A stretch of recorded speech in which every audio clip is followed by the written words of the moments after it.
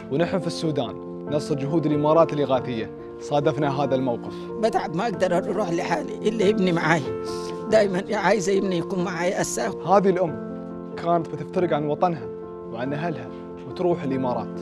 بنحب بلدنا وأي شيء، لكن إحنا في حالة صعبة وأنتوا فتحتوا لنا بيوتكم وبلدكم. أنتوا أهلنا يا أمي، أنتوا أهلنا والله ما قصرتوا معنا. أنتوا يعني إحنا بنحس بإسعاد أنتوا واقفين معانا. شعب الإماراتي هم أخواننا وأولادنا. وطلبت طلب واحد بس، إن ولدها محمد اللي هو مسؤول عن صحتها هو اللي ينتبه لها، إنه يرافقها في سفرها. يا ريت يسافر معي.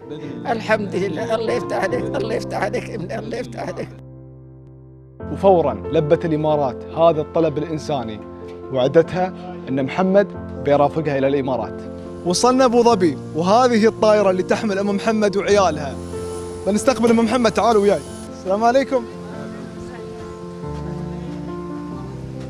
محمد موجود؟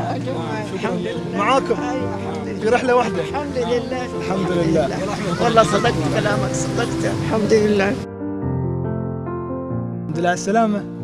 أهلا، عند كلمتك والله ما قصرتوا. لله أحمد، أنت وعدتني إنه حتجيب محمد معي. محمد جاء، وأنا والله امبارح كنت زعلانة شديد وحزينة، لكن اليوم الحمد لله مبسوطة والحمد لله وسط أهلي. حس إنه في بيتي ما قصرت مرة، بذلت مجهود كبير وتعبتوا وعملتوا لنا الإجراءات وجبتونا. الحمد لله رب العالمين، جزاكم الله خير. فيك يا أمي، نورتينا مرة ثانية.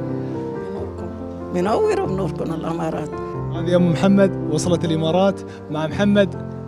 نورتنا.